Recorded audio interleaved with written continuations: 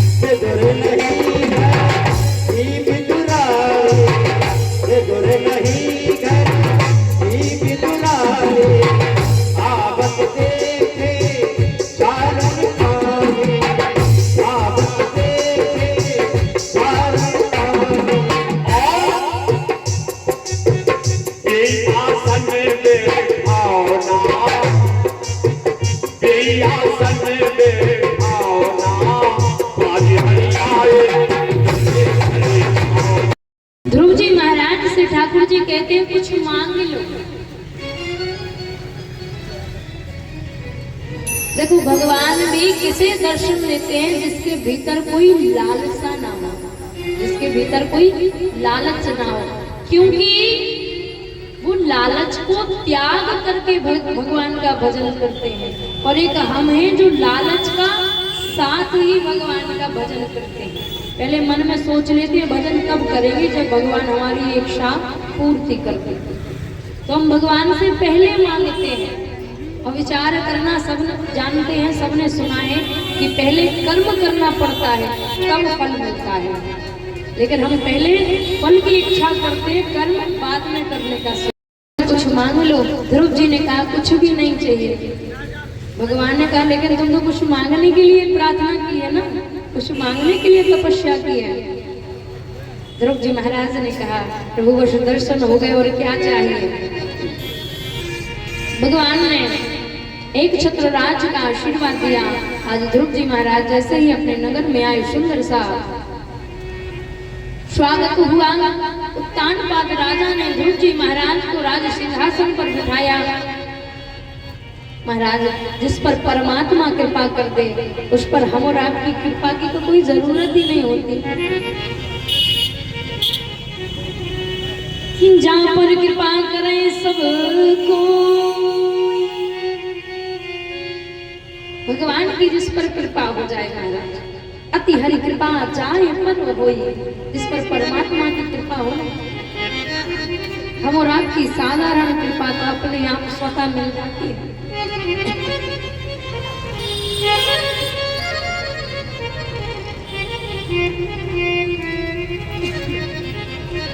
आज श्री ध्रुव जी महाराज के जो छोटे भाई थे ना उत्तम, कुबेर के बगीचे में जाते हैं और उद्दंडता करने लगते हैं। यक्ष रोकते हैं, नहीं मानते हैं। युद्ध प्रारंभ होता है तो यक्षों के द्वारा उत्तम जी की मृत्यु हो जाती है। आज जैसे ही अपने भाई की मृत्यु का समाचार सुना, ध्रुव जी महाराज को क्रोध आ जाता है और युद्ध करने के लिए सेना तैयार करते हैं। तब जाकर के स्वयं महाराज सुंदर सा उपदेश देते हैं, सत्संग करते हैं। क्योंकि ध्रुव जी महाराज ने भगवान का दर्शन तो किया लेकिन सत्संग नहीं था। और जब तक जीवन में सत्संग ना हो भगवान को प्राप्त करना सुलभ नहीं होगा। पहले सत्संग के माध्यम से ही हमारा मार्ग प्रशस्त होता है। बोले बिन सत्संग विवेक न हो। विवेक के साथ ही अगर भगवान को भजा जाए तो हमारा मार्ग और भी सुगम हो जाता है। आज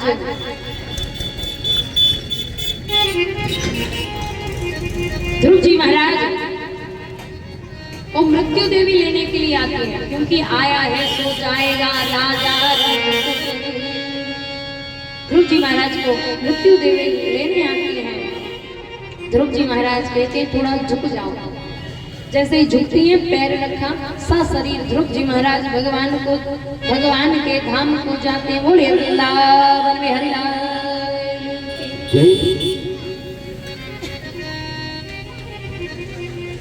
श्री सुखदेव जी महाराज राजा परीक्षित को वर्णन करते हुए कहते हैं कि ध्रुव जी महाराज के पुत्र हैं उत्कल और उत्कल के हैं अंग, अंग के हैं बेन। विचार करना, जीव के पास जब बिगड़ने के आसार हो तो बहुत जल्दी बिगड़ता है। सुंदर रूप हो, यौवन अवस्था हो, रुपये पैसा हो, पद हो, प्रतिष्ठा हो तो बड़े जल्दी बिगड़ जाएगा। ऐसा व्यक्ति गलत मार्ग जल्दी चला जाता है। अंग महाराज के पुत्र हैं बेन, बड़े उद्दंडी थे महाराज।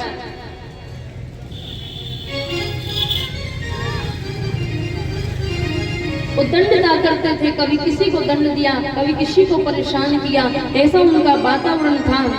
आज संतों को परेशान करने लगे, श्राप दे दिया। श्राप मिलने के बाद देह का त्याग हुआ। जब रानियों ने प्रार्थना की तब जाकर के शक्ति के प्रभाव से अंग के शरीर से, जो महाराजा अंग थे ना उनके पुत्र बेन के शरीर से एक सुंदर सा रूपवान पुत्र पैदा हुआ जिसका नाम है पृथु। भगवान का एक अवतार जो 9वां अवतार माना जाता है वो राजा पृथु के रूप में हुआ। बोलिए पृथु महाराज की। अब जो पूर्वजों ने गलत काम किए ना, जो पाप किए, उसका प्रभाव राजा पृथु के समय में पृथ्वी ने अन्न देना समाप्त कर दिया। 10-10 किलो अन्न बोया जाए पृथ्वी में, लेकिन 1 किलो भी अनाज नहीं उगता था। ये पापमयी भूमि हो गई थी महाराजा पृथु के पूर्वजों के पाप के कारण। पृथ्वी पापमयी हो गई थी, उसका प्रभाव राजा पृथु को क्रोध आया। तलवार निकाल करके पृथ्वी को मारने के लिए दौड़े तो गाय के रूप में मैया पृथ्वी ने प्रार्थना की। राजा पृथु ने कहा कि सारा हमारी जो प्रजा है वो दुखी है, देवी कोई ऐसा उपाय बताइए जिससे हमारी प्रजा सुचारू रूप से कम 2 वक्त का भोजन तो प्राप्त कर सके। तत्पश्चात राजा पृथु ने यज्ञ करना प्रारंभ किए। 99 यज्ञ कर लिए। और शास्त्र विधि पूर्वक निर्मित है। जो स्व यज्ञ कर लेता है वो इंद्र की उपाधि प्राप्त करता है। इंद्र को लगा कि ऐसा ना हो राजा प्रथु यज्ञ करने के बाद हमारे इंद्रासन पर विराजमान हो जाए, इसलिए यज्ञ का घोड़ा चोरी कर लिया गया। जब राजा पृथु को पता चला तो 99 यज्ञ करने के बाद ही रोक दिया गया। लेकिन भगवान की महिमा, प्रभु प्रकट हो जाते हैं। भगवान जैसे ही प्रकट हुए, आज राजा पृथु के सामने राजा पृथु को प्रणाम किया। आज पृथु से कहा कि कुछ वरदान मांग लो। भगवान ने कहा कोई वरदान मांग लो। उस समय राजा पृथु ने भगवान से वरदान मांगा। कौन सा वरदान?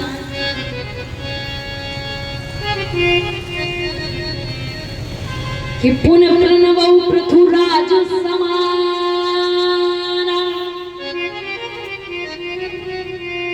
पर अग सुनहि सहिष जस काना। महाराज और पृथु ने कहा कि प्रभु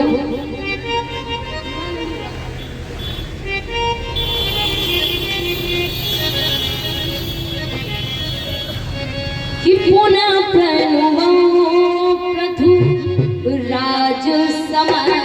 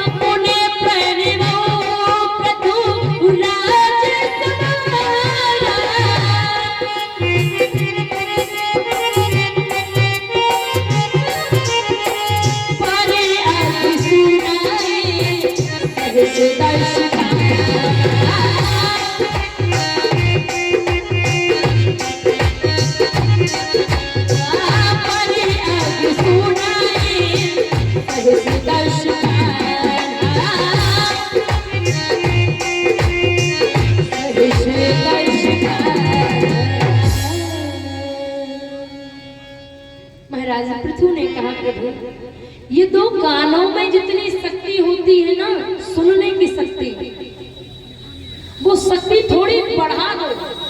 भगवान ने कहा कितनी शक्ति बढ़ा दे? 2 कान है, 4 कानों की शक्ति दे, 10 कानों की शक्ति दे, 1000 कानों की शक्ति दे, कितने कानों की शक्ति दे? आज पृथु महाराज ने कहा प्रभु 10,000 कानों की श्रवण शक्ति हमें प्रदान कर। बोले क्यों? इतनी अधिक श्रवण शक्ति का क्या करोगे? महाराजा पृथु ने कहा प्रभु इन 2 कानों से कथा सुनने से मेरा मन नहीं है। 2 कानों में जितनी शक्ति है ना, उतनी श्रवण शक्ति से आपकी कथा सुनकर मैं तृप्त नहीं हूँ। मुझे 10,000 कानों की श्रवण शक्ति दो, ताकि आपकी कथा श्रवण करता चले जाऊं, आपकी कथा सुनता चले जाऊं। आज भगवान ने तथास्तु कहा और 10,000 कानों की श्रवण शक्ति प्रदान कर दी। जब इंद्र को गिलानी हुई तो पृथु के साथ अपनी कन्या का विवाह किया।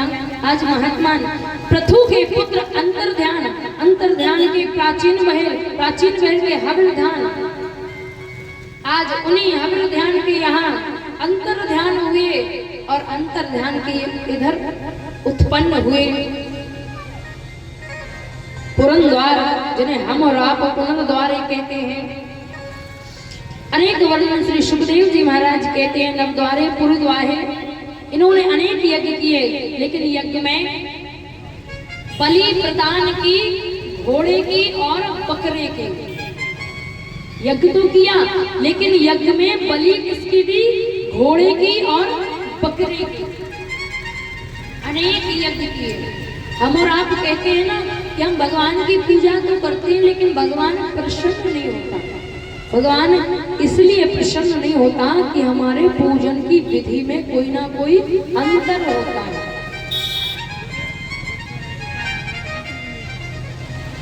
जो प्राचीन वहर ने यज्ञ किए ना, तो घोड़े और बकरे की बलि दी।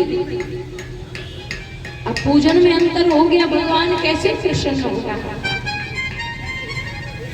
उस समय देवर्षि नारद प्रकट होते हैं और प्राचीन बहन को समझाते हैं कि आप यज्ञ की विधि गलत करते हैं। प्राचीन बहन ने कहा कि देखो शास्त्र में वर्णन है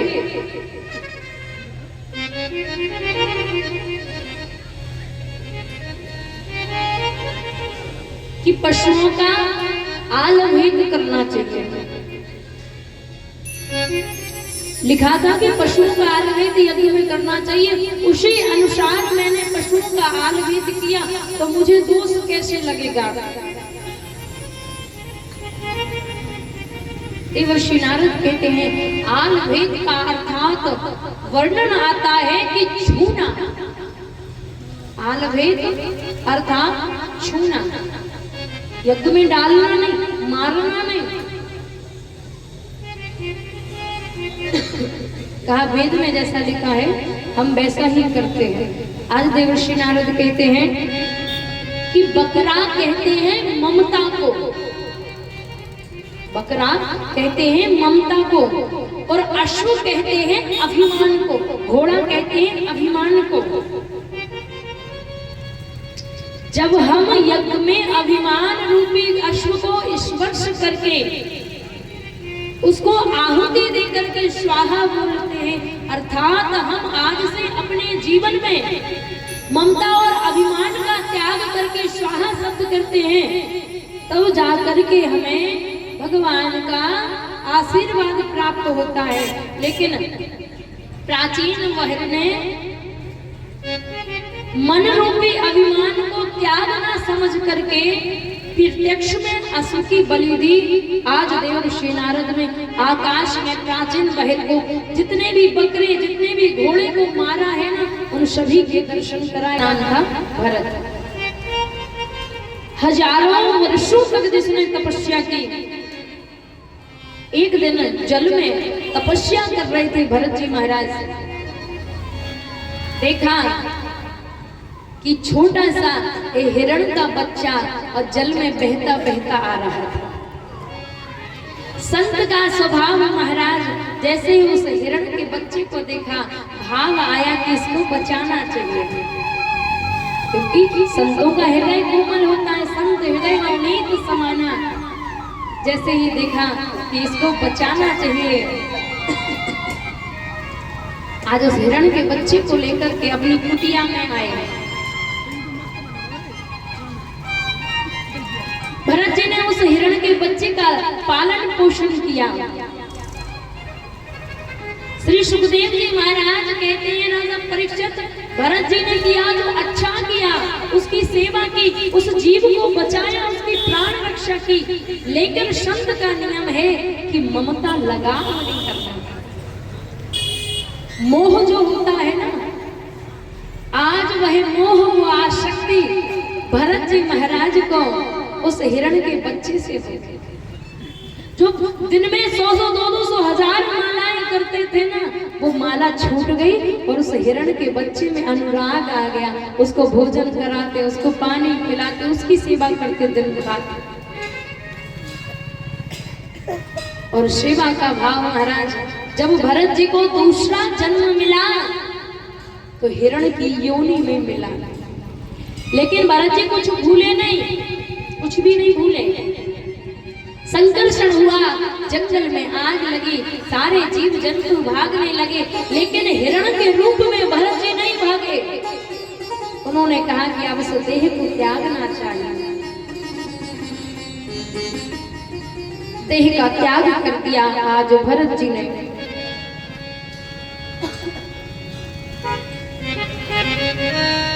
आज तीसरा जन्म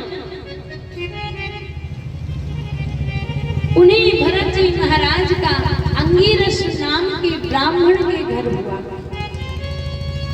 अब ब्राह्मण के घर जन्म होगा तो ब्राह्मण का कर्म तो करना पड़ेगा कि नहीं करना पड़ेगा। अंगिरस ने भरत जी से कहा कि तुम मंत्र सीखो और मंत्र सीख करके यजमानी करना, ये हमारा कर्म है। भरत जी ने विचार किया कि देखो आज अगर हम एक मंत्र सीख गए तो फिर यजमानी करनी पड़ेगी, और जिस बंधन के कारण आज मुझे तीसरा जन्म मिला, तीसरा जन्म प्राप्त करने के बाद भी अगर मैं उसी भवबंधन में रहा तो पुनः परमात्मा मुझे प्राप्त नहीं होगा। ऐसा विचार करके भरत जी ने कुछ भी याद नहीं किया। शाम को पिताजी ने पूछा कि वो मंत्र दिया था याद कर लिया? बोले नहीं, याद ही नहीं हुआ।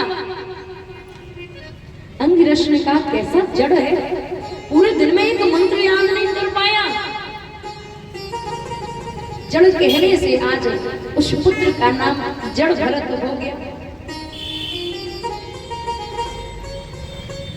देखिए महाराज, अगर हम घर में रहते हैं, परिवार में रहते हैं और हम कुछ कमाए ना तो घर में वैल्यू होगी कि नहीं होगी बताओ। अगर हम कमाई ना करें, हम रोजगार से परिवार को ना चलाएं तो हमारे घर में कोई पूछ नहीं होते।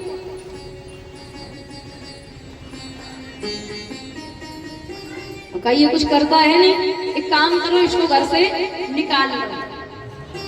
और जड़ भरत जी को घर से निकाल दिया।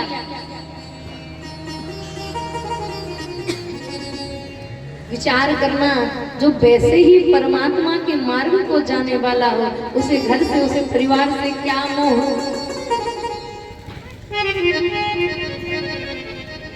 कि चाह गई चिंता गई और मनीमा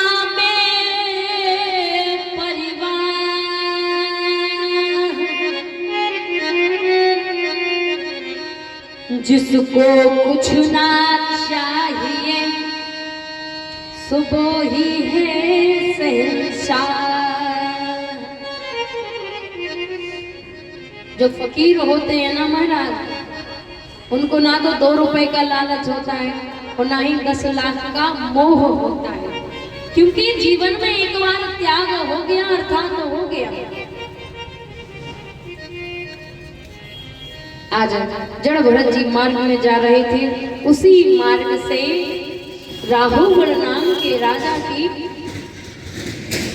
पालकी निकलती है।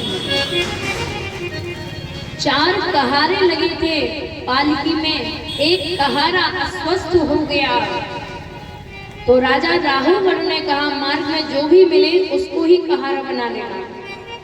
मार्ग में मिल गए जड़ भरत जी, कहा ये राजा राहुलगढ़ की पालकी है और चलो इसके साथ में बैठ, लगो पालकी ढो। तो पालकी में लग गए जड़ भरत जी। अब जड़ भरत जी का क्या स्वभाव था कि वो आगे की 10 कदम की भूमि देख करके चलते थे कि हमारे पैर के नीचे कोई जीव जंतु तो ना आ जाए, इसकी मृत्यु ना हो जाए, कोई पाप ना लग जाए, कोई दोष ना हो जाए। एक वो जड़ भरत जी हैं जो 10 कदम के आगे की भूमि देखकर चलते हैं कि कोई जीव हत्या ना हो जाए। एक हम और आप हैं जो तनिक सी शुदा पूर्ति के लिए, अपने पेट भरने के लिए, छोटे मोटे नहीं खूब बड़े बड़े जीवों की हत्या करते हैं और अपना पेट भरते हैं। बोले क्यों? बोले स्वाद मिलता है। एक बात बताओ, कितना ही अच्छा भोजन हो, जब पेट में पहुंच जाता है तो क्या दोबारा रसना उसका स्वाद बताती है? हम कितना ही स्वादिष्ट भोजन करते हैं, जब तक मुख में रहता है केवल तब तक हमें स्वाद मिलता है कि यह खट्टा है या मीठा। जैसे ही पेट में पहुंचा, उदर में पहुंचा, उसका स्वाद खत्म हो जाता है। सिर्फ उतने मात्र स्वाद के लिए हम कितना गलत काम करते हैं, जीवों की हत्या करते हैं। जबकि परमात्मा कहता है कि जीव दया सो मम दया, कृष्ण कही सो बात। फिर भी बोले स्वादिष्ट लगता है, भोजन अच्छा बनता है, पेट भरता है, केवल पेट भरने के लिए महाराज हम ऐसे जीवों की हत्या करते हैं। विचार करना, अभी कथा में श्रवण किया ना कि देवर्षि नारद ने प्राचीन वैर को आकाश में दिखाया कि तुमने इतने जीवों की हत्या करी, और जब हमारी मृत्यु होगी हम यमलोक पहुंचेंगे तो हम भी उन सभी जीवों के दर्शन करेंगे जितने जीवों की हमने हत्या की। फिर हिसाब किताब होगा, जैसे जैसे तुमने जीवों को मारा वैसे वैसे तुम 100 बार मरोगे, क्योंकि शरीर त्याग कर जाते, आत्मा ही यमलोक जाती है, शरीर नहीं जाता। शरीर तो जलाया जाता है, फेंक दिया जाता है, गड्ढे खोदकर गाड़ दिया जाता है। वो आत्मा ही सब कुछ सोचती है, सब कुछ सहन करती है। तब हमें एहसास होगा कि हमने इस पृथ्वी पर क्या किया है। अभी कुछ समझ में नहीं आएगा, इसलिए अच्छे कर्म करिए।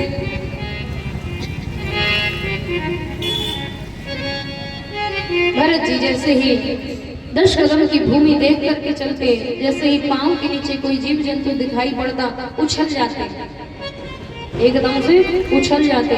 अब देखो पालकी में लगे, पालकी ढोने वाला जब उछलेगा तो पालकी में बैठा वो भी तो उछलेगा कि नहीं उछलेगा। तो राहुगढ़ का सिर पालकी में लगता है बार बार। उसने कहा कौन है, किसको लगा लिया पालकी में, इसे चलना तक नहीं आता।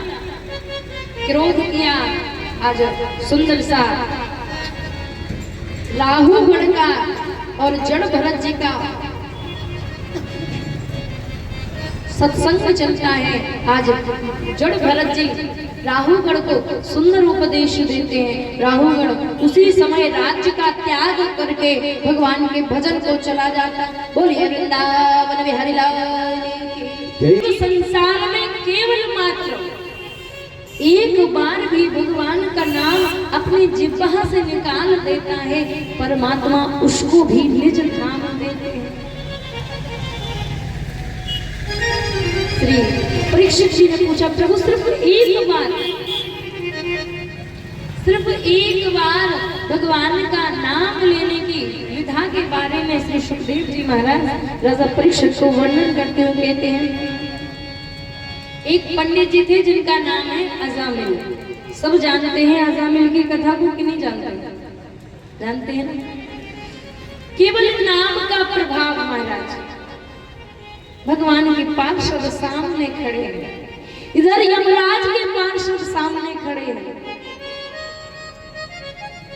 यमराज के पार्षदों ने कहा कि ये तो अधम पापी था,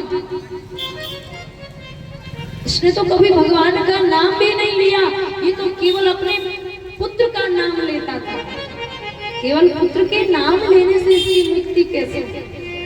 यमराज के दूत कहते हैं कि इसने पुत्र का नाम लिया, भगवान के पार्षद कहते हैं कि इसने भगवान का नाम लिया। क्योंकि भगवान के नाम लेने के लिए कोई अवस्था निश्चित नहीं है, भगवान के नाम लेने के लिए कोई नियम नहीं है। आपने नहाया भी नहीं है ना, तो भी आप भगवान का नाम ले सकते हैं। किसी भी अवस्था में हो आप, चाहे भोजन कर रहे हो, चाहे स्नान कर रहे हो, चाहे पूजा कर रहे हो, कोई भी काम कर रहे हो, लेकिन भगवान के नाम लेने में कोई नियम नहीं है। किसी भी भाव से भगवान का नाम लो, वो मंगलकारी है। किम भाव कुभाव अनथि आलस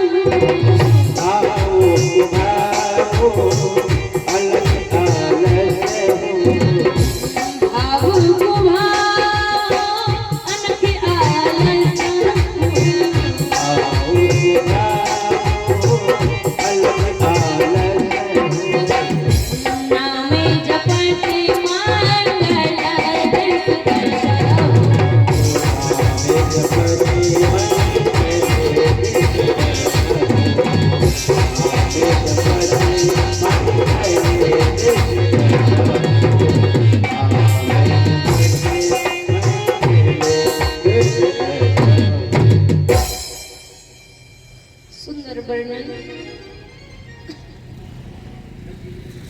किम भाव कुभाव अनख आलस हो। बोले भगवान का नाम चाहे भाव में लो, चाहे कुभाव में लो, चाहे आलस्य में लो, चाहे नींद में लो, चाहे बैठ कर लो, चाहे लेट कर लो, किसी भी अवस्था में लो। चाहे बोले मन नहीं हो, बिना मन के भी अगर भगवान का नाम जपोगे, भगवान के नाम का कीर्तन करोगे, तो नाम जपत मंगल देश दर्शन। भगवान का नाम मंगलकारी है। तब जाकर के यमराज के पार्षद, यमराज के दूत पहुंचे यमराज जी से कहने के लिए कि वो अजामिल नाम के पापी जीव को तो भगवान के पार्षद ले गए। बोले किसके पार्षद? बोले भगवान विष्णु के पार्षद। यमराज जी ने कहा धीरे बोलो, अगर यमलोक में तुमने भगवान का नाम लिया और इन पापात्मा जीवों ने सुना और सुनकर अगर दोहरा दिया ना, तो यमपुरी खाली हो जाएगी, सब भगवान के धाम को चले जाएंगे। तो केवल मात्र एक बार नाम लेने से भी भगवान की भक्ति मिल जाती है, भगवान का धाम मिल जाता है। भगवान से बैर करने लगा, क्योंकि उसी भगवान ने हमारे भाई का देह त्याग किया है, इसलिए हिरण्यकश्यपु भगवान से विरोध करने लगा। हजारों वर्षों तक तपस्या की, ब्रह्मा से अनेक वरदान प्राप्त किए। कयाधु नाम की उसकी पत्नी, आज हिरण्यकश्यपु को 4 संतानें प्राप्त हुई, अनुल्लाद, हल्लाद, सहिल्लाद और प्रहलाद।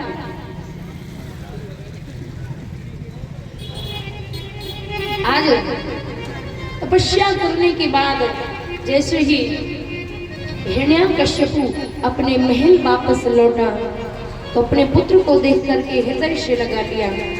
आज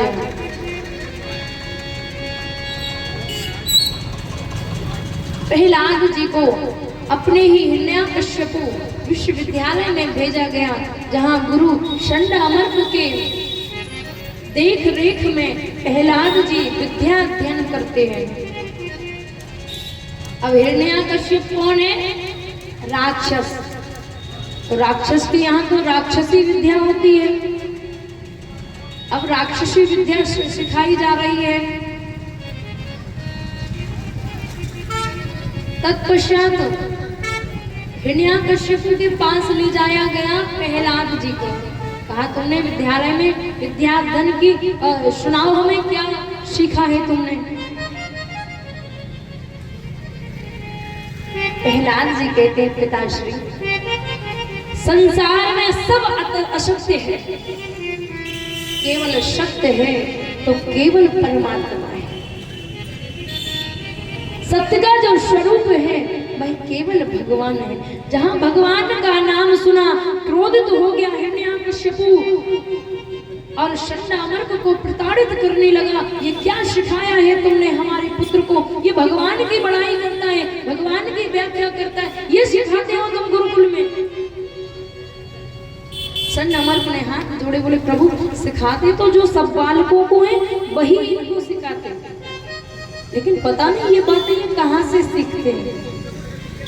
श्री सुखदेव जी कहते हैं जब तपस्या के लिए हिरण्यकश्यपु गया ना, तब मैया कयाधु ने देवर्षि नारद से सत्संग किया। उस समय कयाधु के गर्भ में थे प्रहलाद जी, और उसी का प्रभाव कि आज प्रहलाद जी के मन में प्रारंभ से ही भगवान के प्रति अनुराग रहा। दोबारा प्रहलाद जी को भेजा गया विद्याध्ययन के लिए कि अब जाकर के इन्हें राक्षसी विद्याध्ययन करवाओ, अन्यथा तुम्हें मार दिया जाएगा। आज प्रहलाद जी को पुनः भेजा गया विद्याध्ययन के लिए। वापस जब हिरण्यकश्यप के सामने लाया गया, पुनः पूछा पुत्र क्या सीखा तुमने? प्रहलाद जी कहते हैं, पिताश्री संसार में जो भी काम है, जो भी कार्य है, वो केवल और केवल परमात्मा की इच्छा से चलता है। पिताश्री आप भोजन भी करते हैं तो केवल परमात्मा की इच्छा से, आप सोते भी हैं तो केवल परमात्मा की इच्छा से, जागते भी हैं केवल परमात्मा की इच्छा से। ज्यों हिरण्याकश्यप ने पुनः सुना कि भगवान की बड़ाई करता है, आज तलवार निकाली मारने के लिए।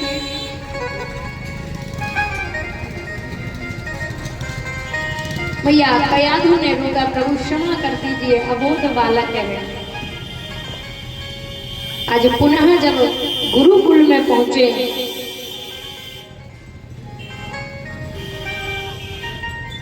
प्रहलाद जी, आज प्रहलाद के सामने सारे जो गुरुकुल के विद्यार्थी खड़े हो गए, बोले देखो आपके चक्कर में हमारी पिटाई होती है। अरे जो गुरुजी सिखाते हैं वो क्यों नहीं सीखते? प्रहलाद जी ने कहा ये हमारे गुरु थोड़ी है, हमारे गुरु तो देवर्षि नारद है।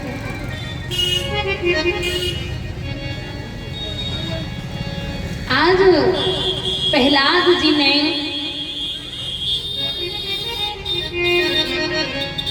गुरुकुल में सुंदर गायन किया। श्रीमन नारायण नारायण हरि श्रीमन नारायण नारायण गुरुकुल में सुंदर सा कीर्तन होता है। प्रहलाद जी करताल मदिरा लेकर के बजाते हैं और कहते हैं श्रीमन नारायण नारायण हरि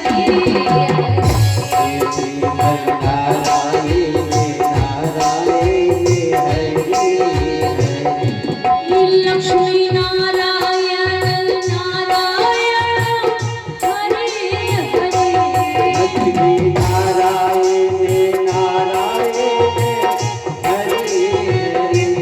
बद्री नारायण नारायण